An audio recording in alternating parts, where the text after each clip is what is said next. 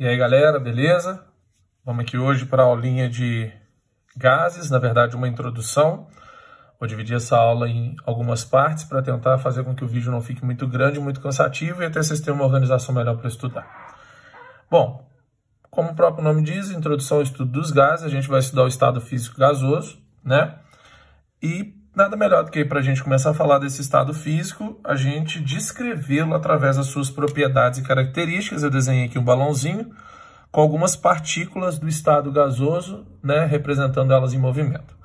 Quais são as características do estado gasoso? Pessoal, a primeira delas, a gente tem partículas que têm uma grande distância entre elas, né? Nenhuma partícula está grudada uma na outra, igual é no estado sólido.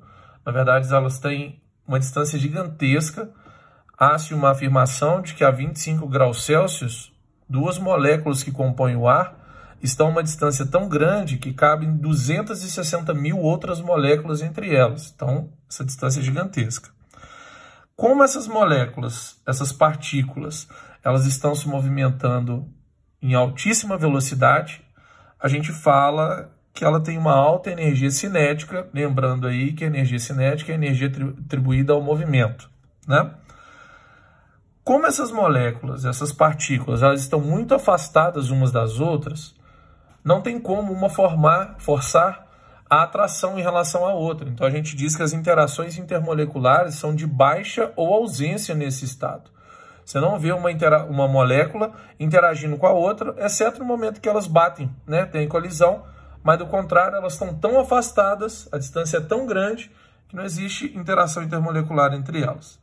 E por fim, essa grande movimentação, essa grande quantidade de energia, gera para nós o que a gente chama de estado caótico, ou seja, ele é totalmente desorganizado, cheio de movimento, não tem forma definida, não tem volume definido.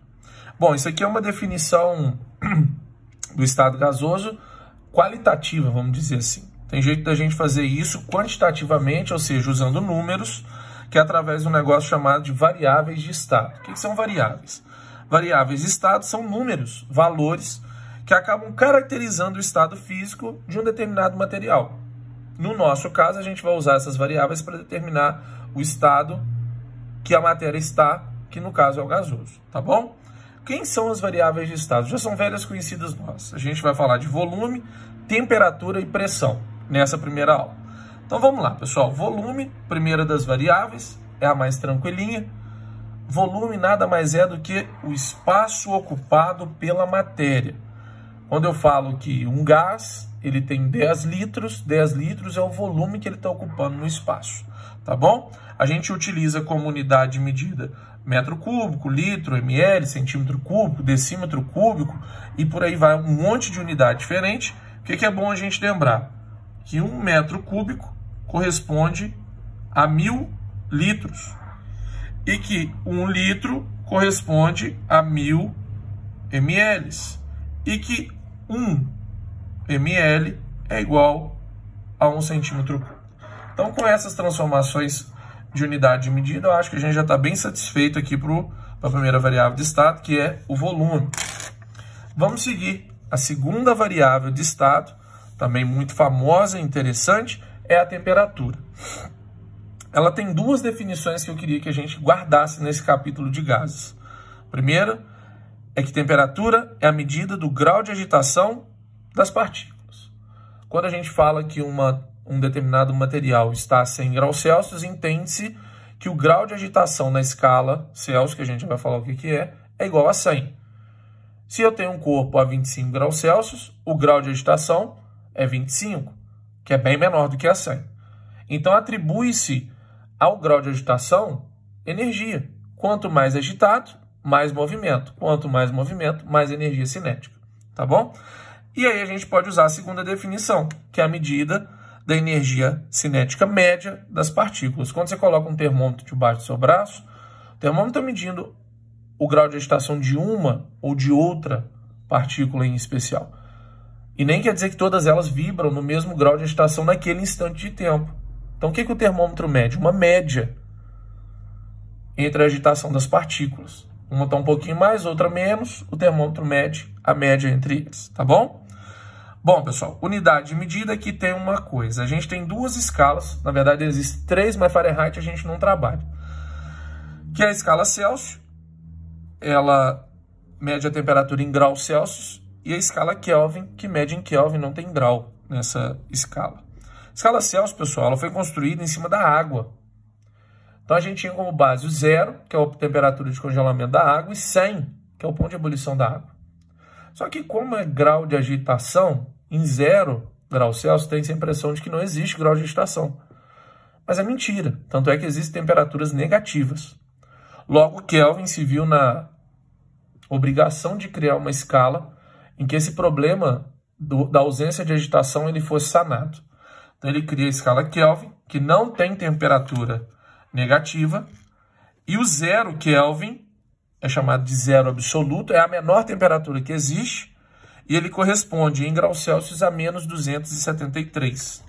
Logo, se a gente quiser transformar a temperatura de Celsius para Kelvin, é só a gente usar essa formulinha. Temperatura em Kelvin, TK, é igual a temperatura em Celsius mais 273. E aí você faz a conversão. Pessoal, põe um asterisco grandão aí nas suas anotações. Tudo que a gente for falar nesse capítulo, as temperaturas têm que estar em Kelvin, sistema internacional. Não vamos usar Celsius, beleza? Terceira variável de estado é a pressão. A pressão é a força aplicada sobre uma área. Quando eu coloco o dedo sobre o caderno e aperto, eu estou exercendo pressão. Foi mais ou menos o que eu tentei desenhar aqui para vocês, né? Uma mão fazendo força sobre uma superfície. Uma coisa que tem que ficar claro é que quando a gente representa a força, a gente tem o costume de fazer uma setinha e botar lá o vetor de força. Está errado. Essa força que está aqui sendo aplicada nesse pedacinho aqui, pessoal, da superfície, ela na verdade é um conjunto de várias forças que estão sendo imprimidas pela ponta do dedo. A ponta do dedo não é um único ponto, né? A ponta do dedo, ela é uma superfície. Então ela tem vários pontos de contato. Vários pontos de contato. Logo, a pressão seria o somatório de todas essas forçazinhas que a gente tem aqui. Isso aqui é soma, tá, gente? Ó. Mas isso é só a título de definição. Para a gente entender, quando eu coloco a mão sobre a mesa e aperto, eu tenho vários pontos da minha mão fazendo força sobre a mesa. Então, para eu descobrir a pressão, eu tenho que somar todos eles. Tá certo? Bom, nada melhor do que falar de gás e expressar a força que o gás faz quando ele está confinado sobre a superfície interna de um balão. Essa força que ele faz sobre a superfície interna do balão é exatamente o que a gente chama de pressão. O estado gasoso é famoso por isso. Agora, vamos imaginar uma outra situação. Você em pé na atmosfera, no ar. Se você não está entendendo o que eu estou desenhando, é só você ficar em pé aí agora, que você vai estar na mesma situação que o meu desenho. Em volta de você tem ar, e o ar é gás. E o gás faz força contra toda a superfície que ele está em contato. Então, o ar está fazendo força sobre o seu corpo agora. Tanto é que ele está batendo sobre o seu corpo. A pessoa é o vento. O vento é uma força a mais do ar, né? Vamos dizer assim. Mas tudo que você está sentindo aí agora é o que a gente chama de pressão. Mas é a pressão É a pressão realizada pelo ar, então a gente chama ela de pressão atmosférica. É essa força que o ar está fazendo em torno do seu corpo. Se você estiver em pé, lá em Piúma, na beirada do mar, e você olhar para cima, e óbvio que isso aqui transcende, né? Vai até o espaço. Tudo que você está vendo sobre a sua cabeça é uma coluna de ar que a gente chama de atmosfera. E toda a atmosfera está sobre o seu corpo fazendo pressão.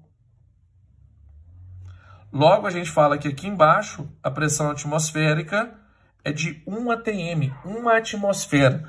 Tem uma atmosfera inteira, ó, tem uma atmosfera inteira sobre você, fazendo força sobre o seu corpo.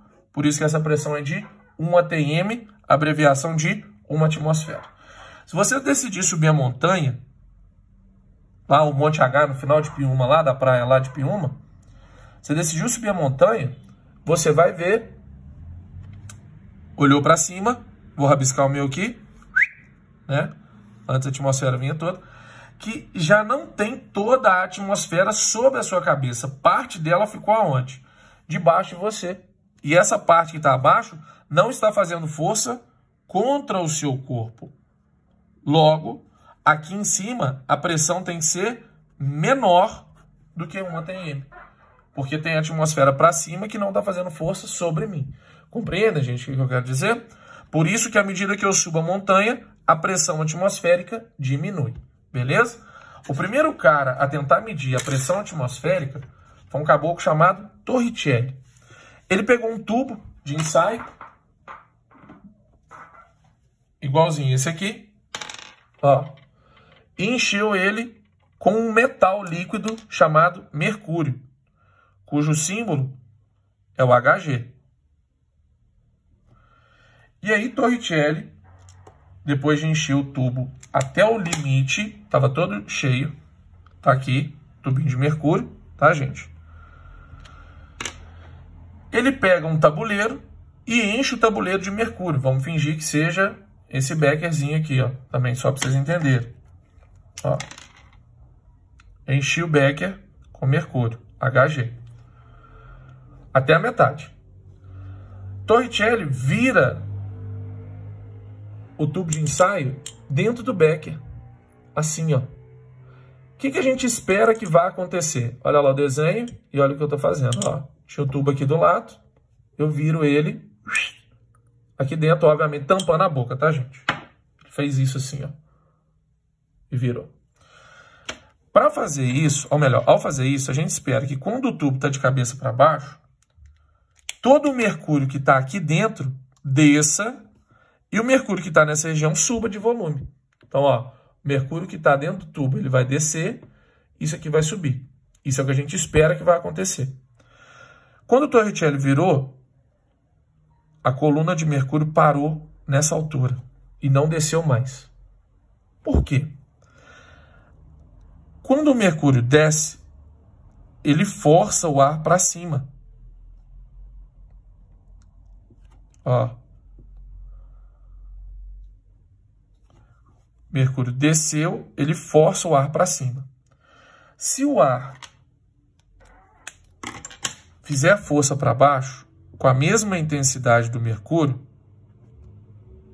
a coluna de mercúrio vai parar de descer e o sistema vai entrar em equilíbrio. Como quem está fazendo essa forcinha azul é o ar, essa forcinha azul é a pressão atmosférica. Torricelli pegou uma régua e mediu essa altura aqui, ó, e encontrou um valor de 760 milímetros. Então, Torricelli falou que a pressão atmosférica, que é de 1 atmosfera no nível do mar, é forte o suficiente para manter uma coluna de mercúrio erguida a 760 milímetros. Aí ele fala que isso aqui são 760 milímetros de mercúrio, que é o Hg, o símbolo dele. Surge, então, pessoal, uma unidade medida para pressão atmosférica. Uma atmosfera vale 760 mmHg, altura de mercúrio dentro da coluna. Compreende? Daqui a gente pode 760 mmHg, que a gente sabe que é igual a 1 atmosfera de pressão, afinal de contas é o ar que está fazendo força ali para baixo. A gente pode fazer uma homenagem ao Torricelli e chamar isso aqui de 760 Thor. Não é o Thor do Vingadores, é o Thor do Torricelli. E os aparelhos que medem a pressão são chamados de barômetro. Então a gente vai chamar aqui uma unidade medida também em relação ao aparelho, um bar. Um ATM é igual a um bar, que é igual a 760 Thor, que é igual a 760 mmHg. Tudo isso aqui, pessoal, ainda não é o sistema internacional. Qualquer uma delas é igual a 1 vezes 10 a quinta Pascal. Todas as unidades de medida de pressão, tá bom? Então essa é a nossa introdução de gases. Espero que vocês tenham gostado. Vamos para a segunda aula. Um abraço.